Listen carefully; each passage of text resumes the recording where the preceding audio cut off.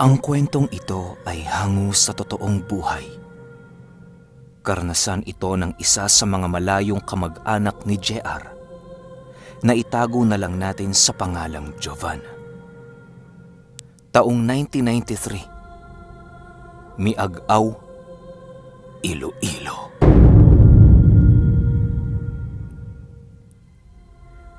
Itong mga panahong ito, anak ng isang kilalang manggagamot itong si Jovan. Ngunit hindi niya sinundan ang yapak ng kanyang tatay. Sa halip ay nagpunta ito sa Maynila para magtrabaho.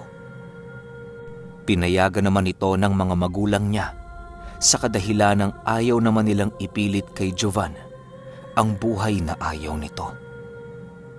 Hinayaan din nila itong magpasya para sa kanyang sarili. Ngunit isang bagay ang nakapagbabago ng buhay ni Jovan. Isang araw, habang nasa trabaho, ay nakatanggap ito ng tawag mula sa kanyang mga magulang. "Anak, kumusta ka na dyan? Gusto ka sanang makausap ng tatay mo eh." Wika ng nanay ni Jovan. "Ayos lang po ako, Nay. Sige ho. Nasaan ho ba si tatay?" Tugon ni Jovan. At noong mga oras na yon, nararamdaman na ni Jovan ang kalungkutan sa boses ng kanyang ina. "Saglit lang anak ha, at dadalhin ko sa tatay mo ang telepono." Muling wika ng nanay niya. Ang ipinagtataka ni Jovan ay bakit sinabi ng nanay niya na dadalhin ito ang telepono sa kanyang ama. At nang magsalita na ang kanyang ama sa kabilang linya, doon na niya napagtanto ang dahilan. Jovan anak, mukhang kailangan mo nang umuwi. Mahinang wika ng kanyang ama.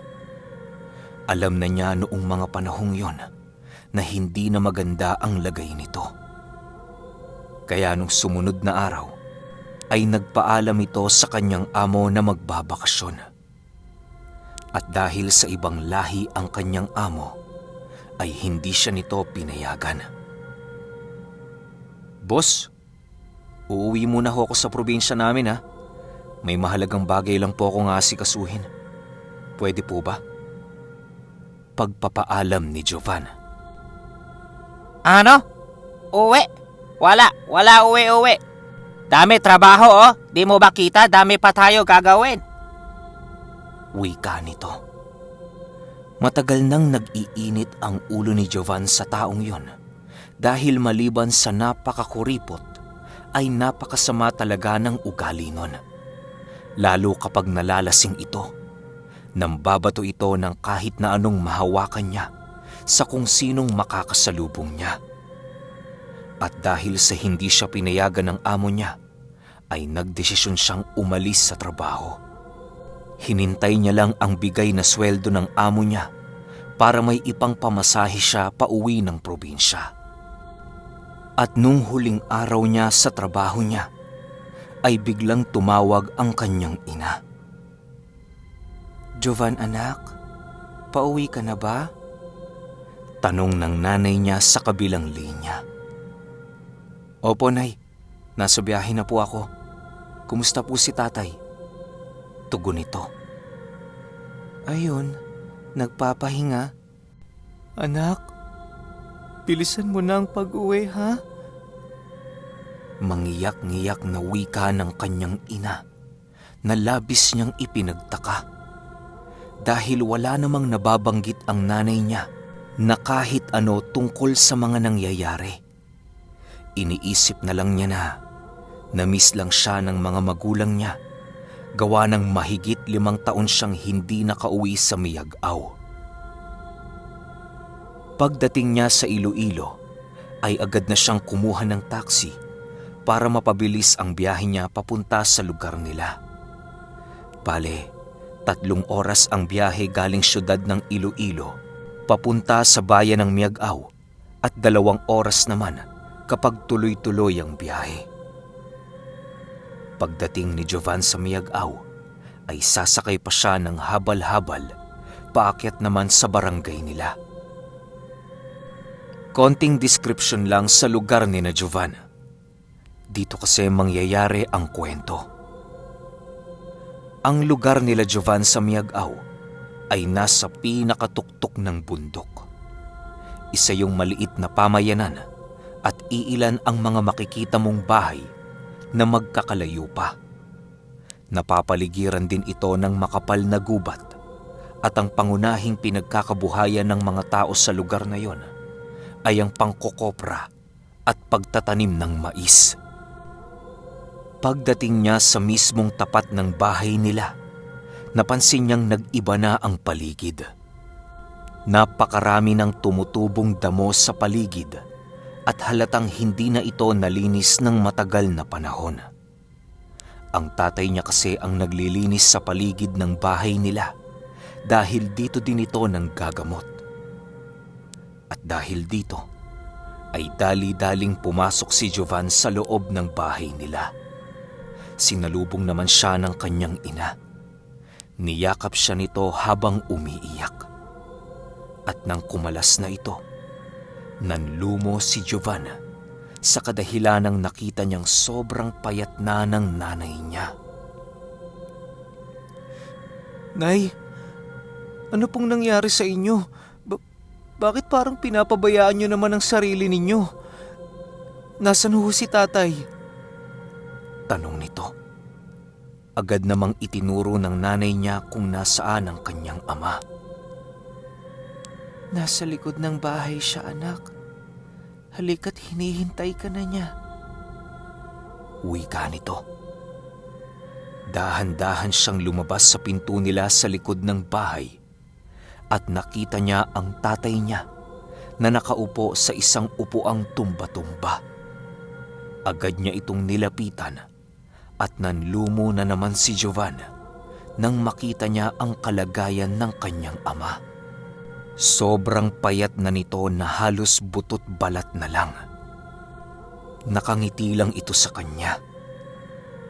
Halos hindi magkamayaw si Jovan dahil sa nakita niyang kalagayan ng kanyang ama. Tay, bakit naman hindi niyo kagad sinabi sa akin na nangyari sa inyo nung una pa lang?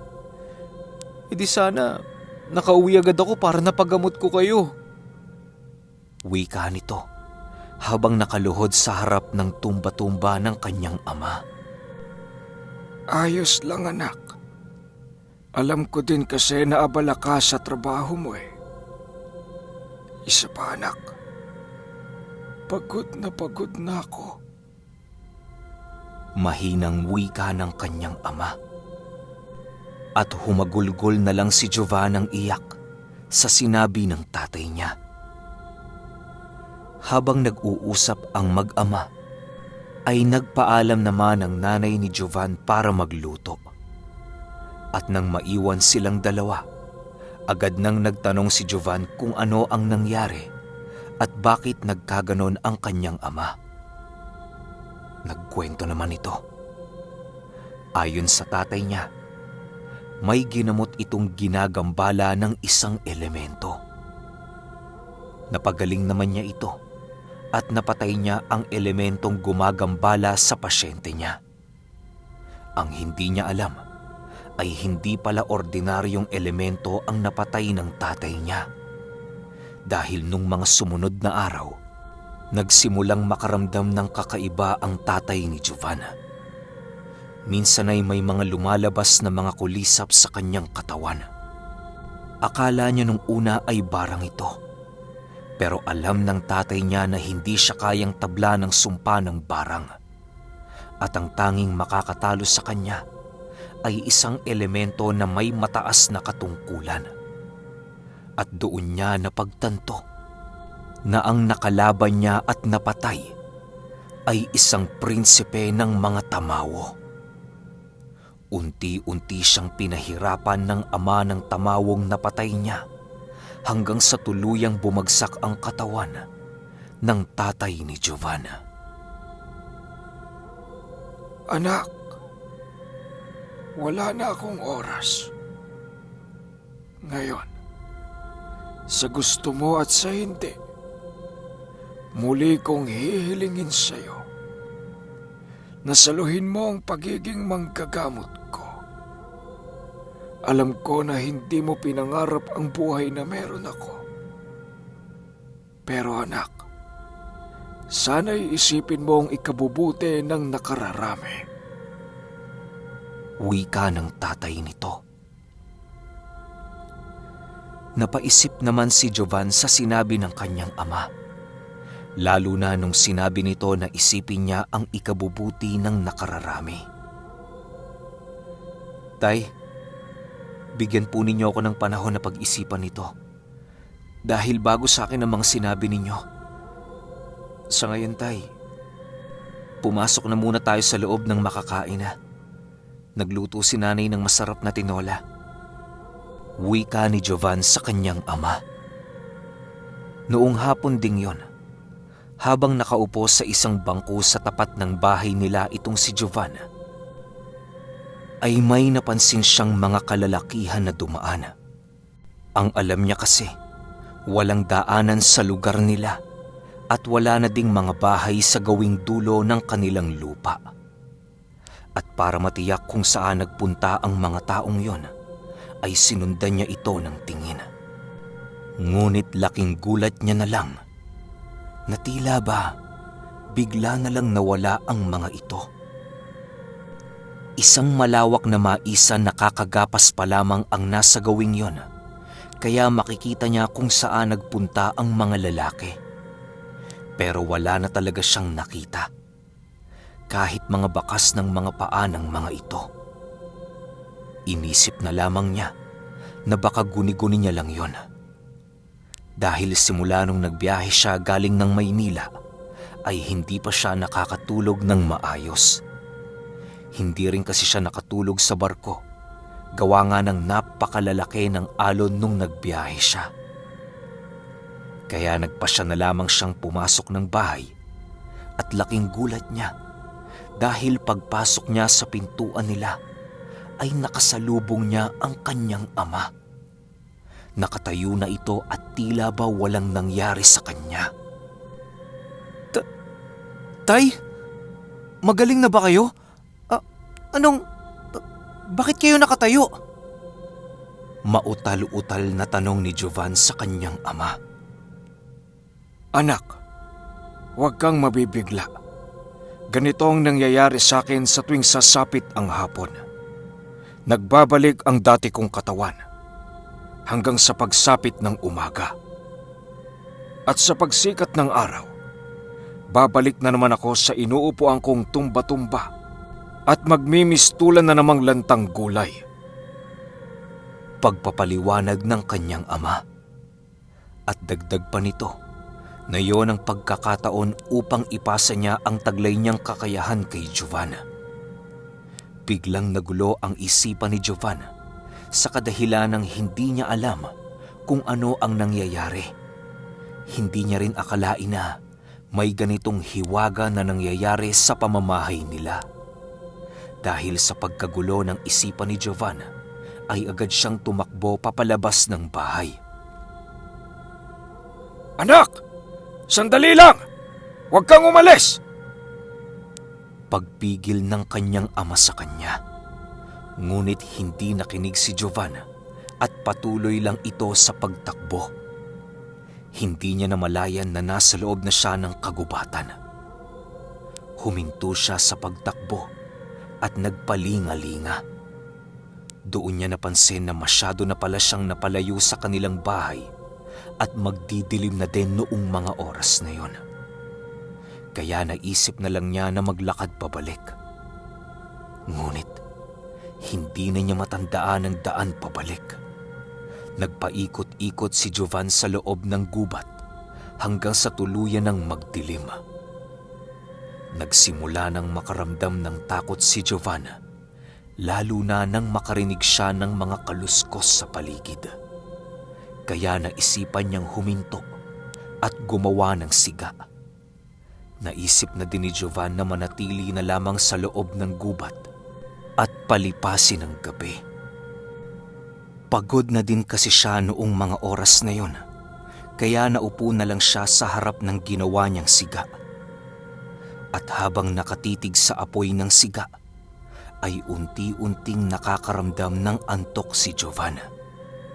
Hanggang sa bigla na lang siyang nakarinig ng isang malakas na angil ng kung anong hayop. Agad na napatayo si Jovan upang tingnan ang paligid at laking gulat niya nang bigla na lang may isang lalaki ang lumitaw sa harapan niya. Napaatras si Jovan, dahilan para sumabit ang paa niya sa ugat ng isang puno at tuluyang matumba. Nang tumapat sa liwanag ng apoy ang lalaki, ay tumambad kay Jovan ang mukha nito. Wala itong ilong.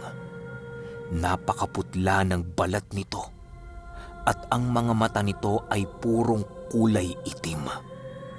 Sinubukan ni Jovan na tumayo upang tumakbo, ngunit sa hindi malamang dahilan ay tila nanlambot ang buo niyang katawan. At parabang nabingi siya dahil wala siyang marinig at nawalan din siya ng malay. At ang huli niyang nakita ay ang likod ng isang pamilyar na tao, ang kanyang ama. Matapos yon ay wala na siyang naalala pa. Paggising niya ay umaga na at nasa loob na siya ng kwarto niya. Nang lumabas siya ng silid niya, nakita niya ang tatay niya na nakaupo na ulit sa tumba-tumba nito. Nilapitan siya ng nanay niya at inayang magkape na muna. Habang nagkakape ay kinausap siya ng kanyang ina.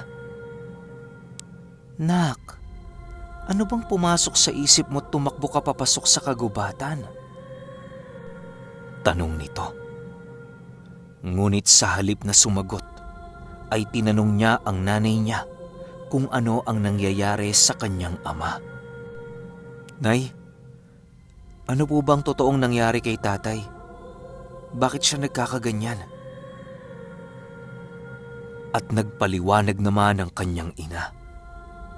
Ayon dito, ginagamit ng kanyang ama ang huli niyang lakas para mapanatiling buhay, hanggang sa maipasa na niya ang kakayahan kay Jovan. At dahil sa sinabi ng kanyang ina, nakaramdam siya ng matinding awa para sa kanyang ama, kaya napagpasyahan niyang tanggapin ang inaalok nito sa kanya. Pagtungtong ng hapon ay ang pagtayo ng kanyang ama sa tumba-tumba. Agad itong sinalubong ni Jovan. "Tay, handa na po ako." Maikling wika ni Jovan na nakapagpangiti sa kanyang ama. Kung ganon, hindi na tayo dapat mag-aksaya pa ng panahon. Wika ng kanyang ama. Agad na itong pumasok sa silid ng nanay ni Jovan at pagbalik nito ay may dala itong isang telang kulay itim. Itinabi ng tatay ni Jovan ang mga upuan sa sala at inilatag niya ang telang dala niya sa sahig. Tumambad kay Jovan ang mga letra na nakasulat sa telang itim na parabang sinulat ito gamit ang gintong tinta. "Tay, ano po yan?" tanong nito sa ama. At tinugon naman siya ng kanyang ama na yon ay isang uri ng mga dasal na ginagamit sa ritual ng pagsasalin ng kapangyarihan ng isang manggagamot. Ayon din sa tatay niya ay nagmula pa ito sa kanununuan nila. Ipinapasa ito sa bawat henerasyon na malugod na tatanggap sa nasabing kakayahan. Bagaman hindi maunawaan ni Jovan ang sinasabi ng kanyang ama, ay buong puso niya pa ding tinanggap ang ipinamana nitong kakayahan sa kanya. Pinagtanggal ng damit ng kanyang ama si Jovan at pinaluhod sa sahig. Pinaikutan niya ito ng asin, nagpausok ng insenso at mga tangkay na sobrang bango ng amoy. Muling itinanong ni Jovan sa kanyang ama kung ano ang ginagawa niya at bakit kailangang may pausok. Tumugon naman ang kanyang ama na yon ay proteksyon sa kanilang dalawa dahil sa oras na simula ng tatay niya ang pagpapasa ng kakayahan sa kanya, ay maraming mga nilalang ang makikialam at magtatangkapang agawin ito. At nang magsimula ng mag-usal ng dasal ang kanyang ama, sa kalagitnaan pa lamang ng pagdarasal nito, ay nakarinig si Jovan ng mga angil ng hayop sa labas ng kanilang bahay. Anak, huwag mong pansinin ang mga naririnig mo. Ituon mo ang pansin mo sa ginagawa natin ngayon. Wika ng kanyang ama. At nang matapos itong magdasal, ay inilapat niya ang kanyang kamay sa noo ni Jovan. At habang ginagawa niya yon, ay sinabi niya kay Jovan ang mga salitang ito. Tanggapin mo ang patnubay ng Diyos Amang may likha ng lahat ng may buhay. Gamitin mo ang kapangyarihan na ipinagkaloob niya sa pagtulong sa iba. Isantabi mo ang iyong sariling kapakanan at isaalang-alang ang kabutihan ng nakararami. Wika ng kanyang ama. Tumugon naman si Jovanang, buong puso ko po itong tinatanggap. Pagkatapos niyang sabihin ang kanyang pagsang-ayon, ay bigla niyang naramdaman na tila ba may pumapasok na mainit na enerhiya sa kanyang katawan mula sa kamay ng tatay niya. Nararamdaman niya din ang kakaibang lakas na biglang bumalot sa kanyang katawan. At nang matapos na ang ritual, ay tumayo ang kanyang ama. Ganap na ang pagsasali ng kapangyarihan ko sa iyo, Jovan. Simula ngayon, kikilalanin ka bilang isang manggagamot at kusa itong lalaganap sa lahat. Kaya maghanda ka sa mga susunod na pangyayari sa buhay mo, sapagkat marami kang kahaharaping pagsubok sa pagtahak mo sa mundo ng panggagamot. Salamat, anak, at pinaunlakan mo ang aking huling kahilingan. Ngayon ay mapayapa na akong lilisan sa mundong ito na walang pangamba, dahil sa alam ko na napasakamay ng isang mabuting tao ang kakayahan ng aking mga ninuno. Wika ng kanyang ama, at bigla na lamang itong napaupo. Tay, ano pong nangyayari sa inyo? Wika nito at dali-daling inalalayan ang kanyang ama sa paghiga sa tumba-tumba nito. At nang maihiga na niya ang kanyang ama, ay agad itong nagwika sa kanya ng mga huli nitong habilin. Anak, tapos na ang aking panahon. Naibigay ko na sa iyo ang dapat mong taglayin. Isang bagay na lang ang nais kong gawin para maging ganap ang kapangyarihan mo. Puntahan mo ang kapatid ko na si Emong na nakatira sa kabilang baryo. Doon ka mamalagi dahil siya ang magtuturo sa iyo ng tamang paggamit ng mga dasal na nakapaloob sa telang itim na yan. Itago mo ang telang yan. Pakaingatan mong huwag mapunta sa masasamang nilalang dahil lubhang mapanganib ang aral na taglay ng mga dasal na nakapaloob sa telang yan. Wika nito habang nakangiti sa kanyang anak. Alam ni Jovan na yun na ang huling saglit na makakausap niya ang kanyang ama. Kaya niyakap niya ito habang hinihintay na tuluyan itong mamahinga. At sa pagsapit ng umaga, ay tuluyan na ngang pumanaw ang kanyang ama.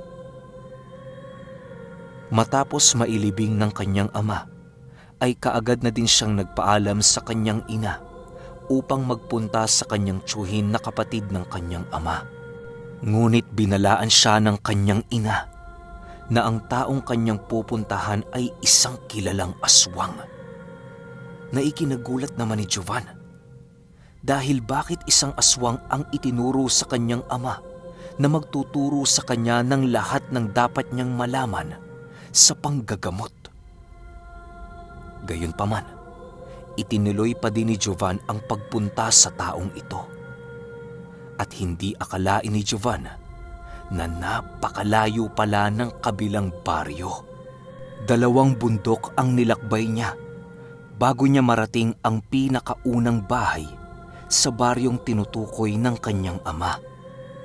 At naglakad pa siya ng ilang metro nang bigla na lang siyang nakakita ng isang taong natumba sa kanyang harapan. May bitbit itong galon ng lambanog, kaya agad niyang nilapitan ang taong yon.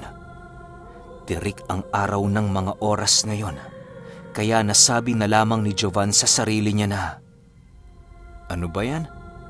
Tirik na tirik ang araw. Lasing na lasing ang taong to."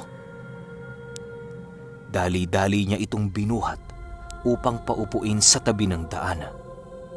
At nang akmang aalis na siya, ay bigla naman itong nagsalita habang sinasapo ang kanyang ulo. Saglit lang, iho. Itayo mo nga ako. At gusto ko nang umuwi. Wika nito, at dali-dali naman itong nilapitan ni Jovan. Inakay niya ito papatayo. Ang hindi niya alam na ang taong yun pala ay ang kanyang hinahanap. Habang naglalakad silang magkaakay, ay susuray-suray na itinuro ng lalaki ang dadaanan nila. Hanggang sa sinabi nito na huminto sa isang sira-sirang bahay. "Teka Manong, dito kayo nakatira?" Tanong ni Jovan. "Oo, dyan ang bahay ko." Tugon nito. Agad na ding pumasok si Jovan habang akay-akay niya ang lalaking yon. Inilapag niya ito sa sahig at nang akmang aalis na siya ay pinigilan siya nito. "Sandali lang. Hindi ba hinahanap mo ako?" Wika nito na ikinagulat naman ni Jovan. Napatingin siya sa taong yon at nang titigan niya ito, ay laking gulat niya dahil kamukha ito ng tatay niya. Hindi alam ni Jovan na ang hinahanap niya pala ay ang kakambal ng kanyang ama. Kayo ho ba si Tio Emong? Yung kapatid ng tatay ko? Tanong nito. At naupo ang lalaki sa sahig at saka nagsalita. "Paabot nga ng galon na yan. Ayan o, yung nasa tabi mo." Wika nito. At nang kunin nito ni Jovan, naamoy niya na lambanog ang laman nito. Iniabot naman niya ito sa lalaki at agad naman itong tinungga ang galon na yon. Sabihin niyo ho sa akin, ikaw ba ang Tio Emong ko? Muling tanong ni Jovan. Matapos uminom ng lalaki ay muli siya nitong sinagot. "Hindi mo ba narinig ang sinabi ko kanina? Oo, ako si Emong, ang kakambal ng tatay mo." Laking gulat ni Jovan nang akma itong tumayo pero muling natumba. Pagbagsak nito sa sahig ay tulog na ito. Kaya hinayaan na lamang ito ni Jovan na makatulog. Ang ginawa niya ay nagpunta siya sa kusina at tiningnan kung meron bang bigas na maisasaing ito. At nang buksan niya ang lalagyanan ng bigas nito, ay wala naman itong kalaman-laman. Kaya iniwan niya ito at lumabas upang magpunta sa tindahan. Bumili siya ng bigas at sa daan ay namitas ito ng mga dahon ng abalong, isang uri ng nakakaing gabi na mabisang pangtanggal ng hangover.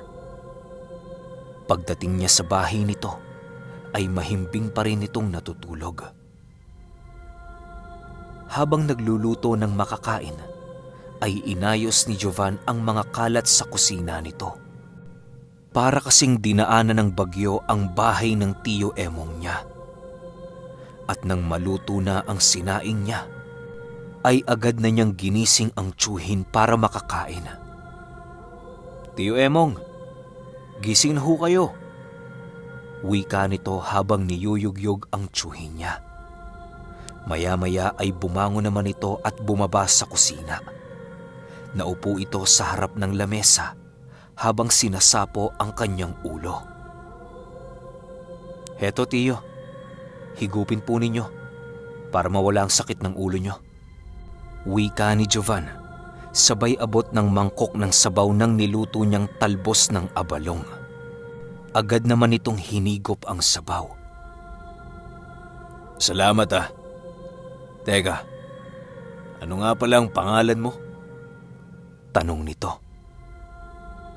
"Jovan po, tiyo." Tugon naman niya. Agad siyang tiningnan ni Emong at napangiti na lang ito. Ang laki mo na. Matagal na panahon na din akong di nakakadalaw sa inyo eh. Kumusta ang tatay mo? Tanong nito at biglang nag-iba ang itsura ng mukha ni Jovan. Kaya muling napatanong ang tiyuhin niya ng, O bakit? Ano nangyari? Ba't ganyan ang mukha mo? Tumugon naman si Jovan ng, "Wala na po si tatay, tiyo.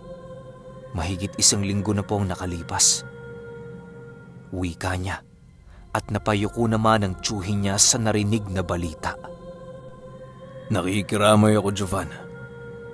Hindi ko akalaing maaga mawawala ang kapatid ko. Pero teka, ano nga palang isinadya mo rito? Huwag mong sabihin sa akin. Wika nito, pero hindi na niya naituloy ang sasabihin niya dahil dinugtungan ito ni Jovanang.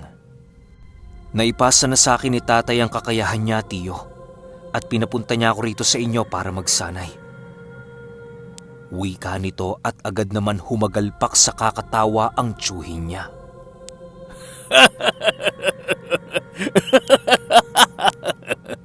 Magsanay?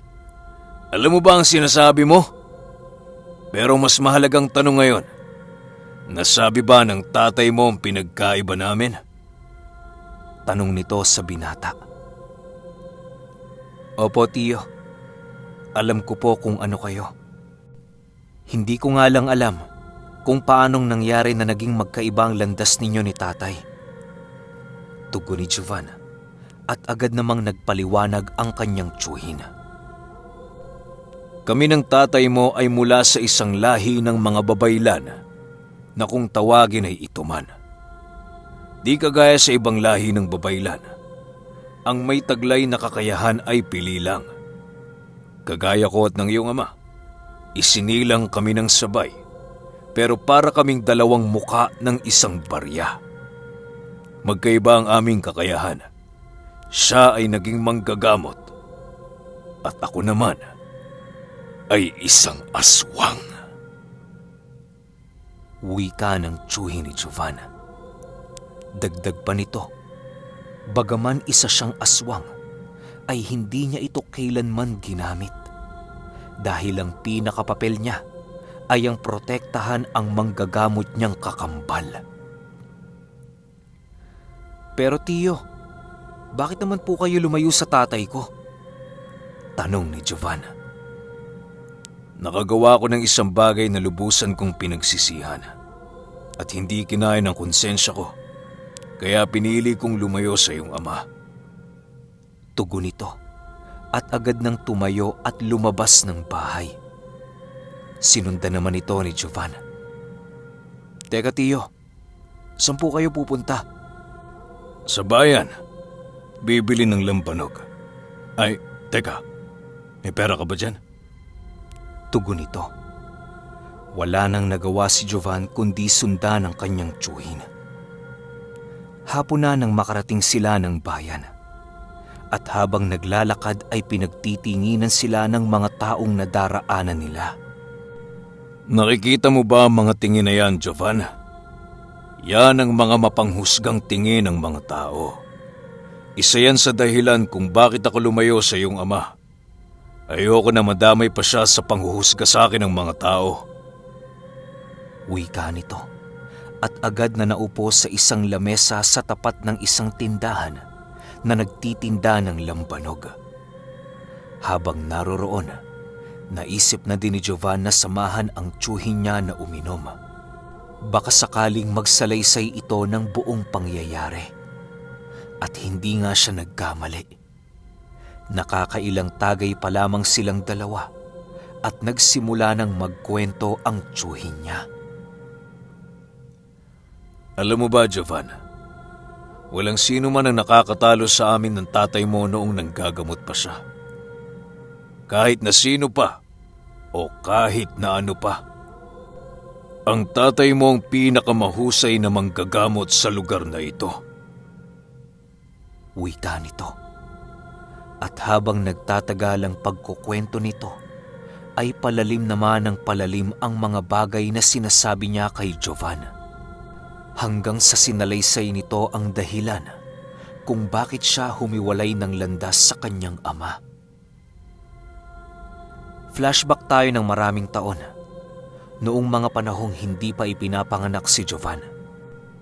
Magkasamang nanggagamot si Emong at ang tatay ni Jovan.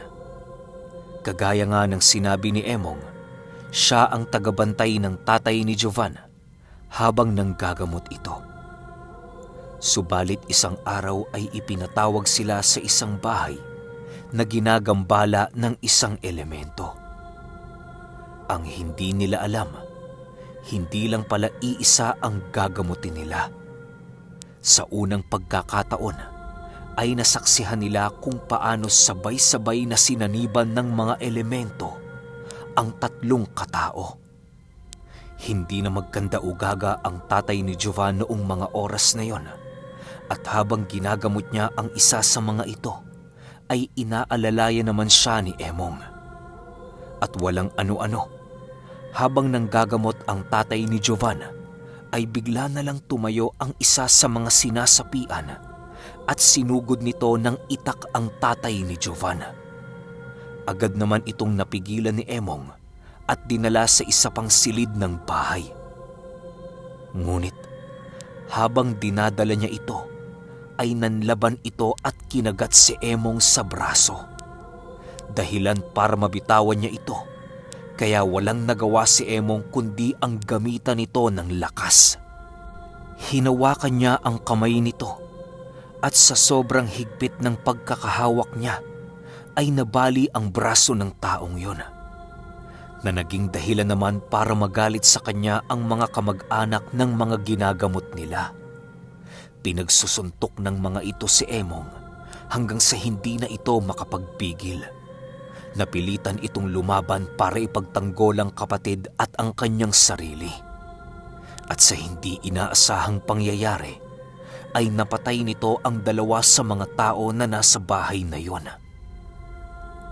Dahil sa nangyaring yon, agad na din silang tumakas para iligtas ang mga sarili laban sa galit ng mga taong yon. Magmula nung araw na yon, ay tuluyang iniwan ni Emong ang kanyang kapatid. Nagpakalayo-layo ito at namuhay mag-isa sa kabundukan malayo sa mga tao. Iniiwasan din naman siya ng mga ito sa kadahilanang nalaman nila na aswang itong si Emong. Balik tayo sa kwento. Naubos na ng magtsuhin ang galon ng lambanog at medyo may tama na din si Jovan, kaya nag-aya na itong umuwi. Habang nasa daan, hinarang sila ng iilang kalalakihan. Teka, di ba ikaw si Emong? Yung sinasabi nilang aswang? Wika ng isa sa mga lalaki. Pero hindi tumugon si Emong. Nilapitan siya ng isa sa mga ito at tinutukan ng itak sa leeg. Teka lang po. Ano po bang kasalanan ng tiyuhin ko? Tanong ni Jovan. Pero sa halip na sagutin, ay hinawakan siya ng isa sa mga lalaki. Halika dito, Toy. Pagmasdan mo kung paano namin tadtarin ang kasama mo. Wika nito. Nung mga oras na yon ay susuray-suray na sa kalasingan itong si Emong. Pero nang akmang tatagain na siya ng lalaking may hawak ng itak, ay bigla na lang niya itong hinawakan sa damit. Laking gulat nila nang ibalibag niya ito na parang wala lang. Alam nyo, kung ako sa inyo, hindi ko gagawin kung ano man ang binabalak ninyo. Hindi nyo ako gugustuhin makalaban sa ganitong oras. Magkagabi? Kakalabanin nyo ako? Sigurado kayo? Wika ni Emong. At lumapit ito kay Jovan na noon ay hawak pa din ng isa sa mga kalalakihan. Huminto si Emong sa harap ni Jovan at nilingon ang paligid. Tinatayang nasa 6 ang bilang ng mga lalaking yon. Bitawan mo ang pamangking ko kung ayaw mong masaktan. Wika ni Emong sa lalaking may hawak kay Jovan. Ngunit sa halip na bitawan nito ang binata, ay naglabas ito ng baril at itinutok sa ulo ni Jovan. Tio! Tulungan ninyo ako! Ayoko pang mamatay! Natatarantang wika ni Jovan.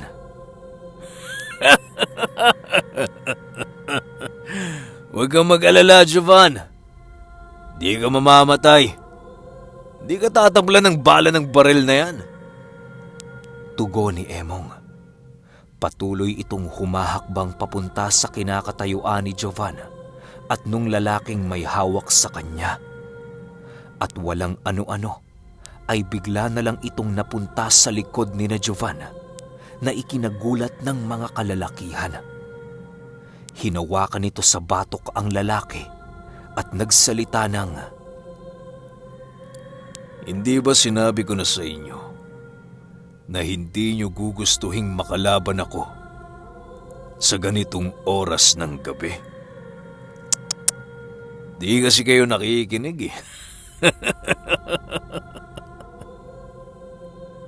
Wika nito sabay balibag ulit sa lalaking may hawak kay Jovan.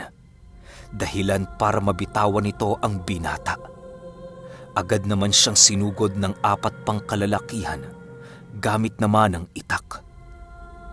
Namangha ng husto si Jovan sa ipinakita ng tiyuhin niya dahil sobrang bilis nitong kumilos na tila hangin na nagpalusot-lusot sa mga atake ng 4 niyang kalaban.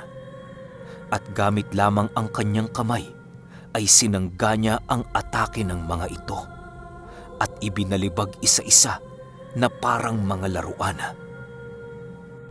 At matapos ang laban na yon, agad nang nag-aya si Emong na magtuloy na sa paglalakad. Sa kadahilanang inaantok na ito.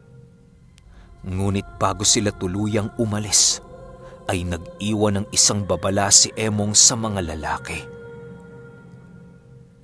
Sa susunod na harangin nyo pa kami sa daan namin pa uwi, magiging hapunan ko na kayo. Wika nito. At nang tingnan siya ni Jovan, ay napaatras ito dahil iba na ang itsura ng tiyuhin niya. Nagbabaga ang mga mata nito at nakalantad na ang pangil nito. Naging kulay itim na din ang balat nito na humahalo sa dilim ng gabi. Ngunit matapos niyang sabihin yon, ay nagbalik din siya sa dati niyang anyo. Agad na din silang naglakad papauwi ng bahay ni Emong. Pagdating nila sa bahay ay agad na ring nahiga sa sahig si Emong na para bang walang nangyaring panganib sa daan. Matulog ka na, Jovan. At bukas na lang tayo mag-usap. Nahihilo na ako eh. Wika nito. At humiga na din si Jovan. Ngunit hindi siya makatulog sa kadahilanang naiisip pa din niya ang mga naganap habang papauwi sila.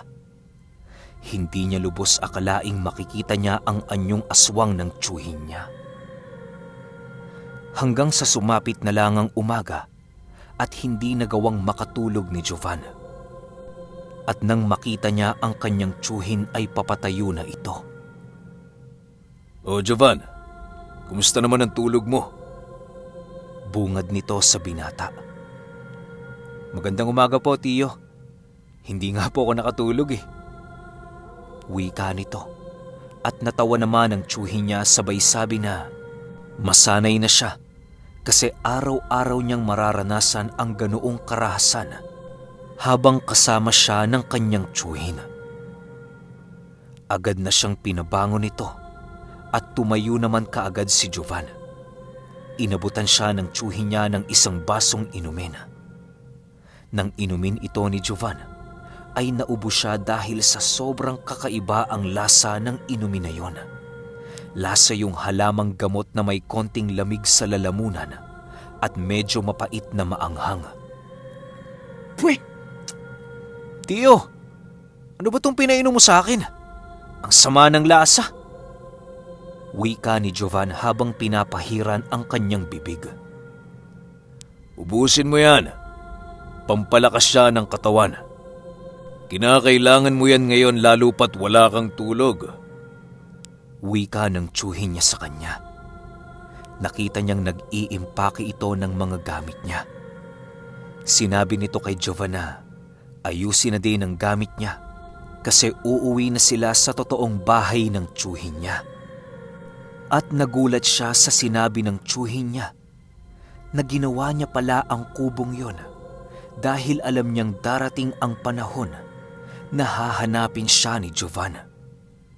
Sobrang namamangha si Jovan sa tiyuhin niya dahil hindi niya lubos akalaing malalaman agad ng tiyuhin niya na siya ang hinahanap nito nung unang araw pa lamang nilang nagkita.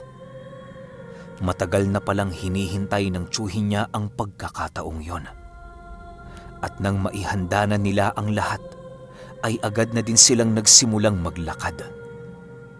Ayon sa tiyuhin niya, ay nasa kabilang bundok pa ang bahay nito at sakop na ito ng ibang bayan.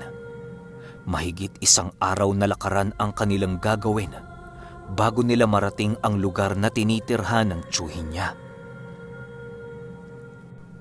Habang nasa daan ay naaaliw si Jovan sa tanawin at tila hindi siya nakakaramdam ng pagod at gutom. Dahil sa bawat daanan nila ay may mga bungang kahoy na napipitas ang tiyuhin niya na agad namang ibinibigay sa kanya. At nang sumapit na ang tanghali, ay nagdesisyon muna silang manatili sa isang lugar sa loob ng kagubatan. Jovan, maiwan ka muna rito at maghahanap lang ako ng ating pangtanghalian. Huwag kang alis dito ha. Wika ng tiyuhin niya. At habang naghihintay, ay nanguha ng mga dahon ng anahaw si Jovan at nagpasya siyang mahiga saglit. Hindi niya napansin na nakaidlip na pala siya. Nagising lang siya nang maramdaman niyang may kumakaluskos sa tabi niya. At dahan-dahan ay nararamdaman niyang hinahawakan siya ng tiyuhin niya sa balikat. Huwag kang kikilos, Jovan. May mga tao sa paligid. Wika ni Emong.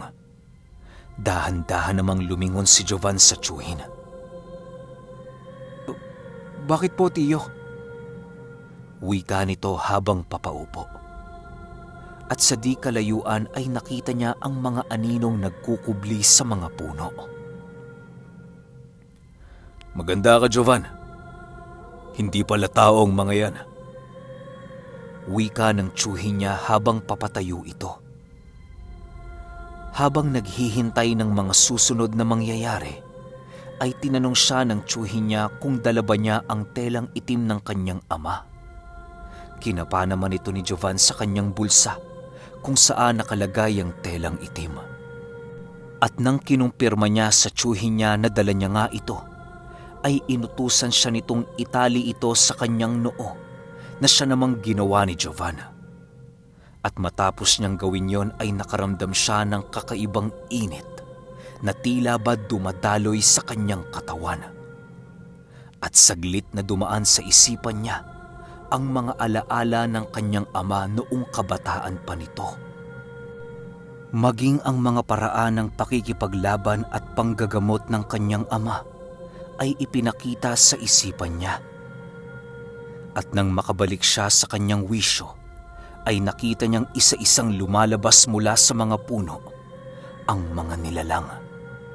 Maiitim ang mga ito na mahahaba ang kamay at wala itong mga bunganga. Tiyo, anong mga yan?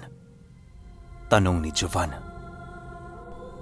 Ang mga yan ay tinatawag na alupahap. Mga engkantong gubat ang mga yan. Hindi sila nananakit, ngunit kapag inunahan mo sila, ay tsak papatayin ka ng mga ito. Tumayo ka ng marahan dyan at maglakad ng diretsyo. Huwag mo rin silang titingnan sa kanilang mga mata. Wika ng tiyuhin niya. Habang naglalakad sila ay nakayuko si Jovan. Kaya muli itong pinuna ng tiyuhin niya at sinabing wag yuyuko dahil nakasunod siya dito. Sinabi ng tiyuhin niya na tingnan niya ang batok nito at wag na wag niyang iaalis ang tingin niya sa likod ng tiyuhin niya hanggang sa makalampas sila sa mga alupahap. At nang lingunin siya ng tiyuhin niya, ay gamunggo ang pawis ni Jovan. Pinagtawanan siya nito at tinanong ng, Tingnan mo nga yung itsura mo, Jovan. Para kang nakakita ng multo ah. Kasasabi ko lang sa iyo kaninang umaga na masanay ka na sa mga ganoong bagay. Lalo na sa mga makikita mong kakaiba. Nako, marami pa yan. Wika nito. Napangiti lang naman si Jovan dahil iniisip niya ang itsura niya habang nasa kalagitnaan sila ng mga alupahap. Tiyo Emong naman eh. Alam mo naman na baguhan pa lang ako sa ganito. Siguro masasanay din po ako. Wika nito sa tiyuhin. Habang papalapit sila ng papalapit sa bahay ng tiyuhin niya, ay napansin niyang pakapal ng pakapal din ang hamog na bumabalot sa paligid. Palatandaan lamang na nasa isa silang mataas na lugar. Maya-maya pa ay huminto na sa paglalakad ang tiyuhin niya, ngunit nagtuloy-tuloy si Jovan. Kaya hinila siya ng tiyuhin niya sa damit nito. Ituon mo nga atensyon mo sa akin, Jovan. Tingnan mo nga ang nilalakaran mo. Wika nito sabay turo sa lupang inaapakan ni Jovan. Nanlaki ang mga mata niya dahil ang nasa harapan niya nung mga oras na yon ay isang napakatarik na bangin. At isang pulgada na lang ang layo ng paa niya mula sa gilid ng bangin. Napaatras naman si Jovan at napaupo sa lupa habang sinasapo ang kanyang dibdib na noon ay grabe ang kabog. Agad naman siyang itinayo ng tiyuhin niya at sinabing wag iaalis ang tingin niya rito. Maya-maya pa, huminto na sa paglalakad ang tiyuhin niya at sinabing, Oh, nandito na tayo sa bahay ko. Okay, grabe. Ang ginawa ko nga pala, pinagdikit ko na lang yung 2 episodes para 3 eps lang to, tag almost 1 hour sila. Grabe ang ganda, no? Episode 1 pa lang. Para may naalala ako sa ganitong kwento eh. Di ba? Yung magkapatid sila pero magkaiba ng paniniwala. Malamang kilala niyo na kung sino yung tinutukoy ko. Pilo Carpio at Pio Carpio. Pero yun, magkapatid din naman tong dalawa. Pero sila, nasa lahi sila ng mga babaylan. Tapos sabi nga dun sa medyo maaga pang part, para silang dalawang mukha ng barya. Di ba? Ang angas kasi meron tayo, di ba? Yung coin, merong heads tsaka tails, parang ganun sila. Grabe, ang ganda. Ganda na ganito. Episode 1 pa lang to. Paano pa kaya yung 2 eps na mahaba? Malamang bakbakan to kasi di pa nga nagtitraining si Jovan eh. Maganda rin yung karakter ni Emong, kaya sobrang natutuwa ako. Magandang serye to. Kaya paabang-abang na lang tayo sa episode 2 at saka sa finale. Yun lang, tag 50 plus minutes din yun. Yun lang. Salamat.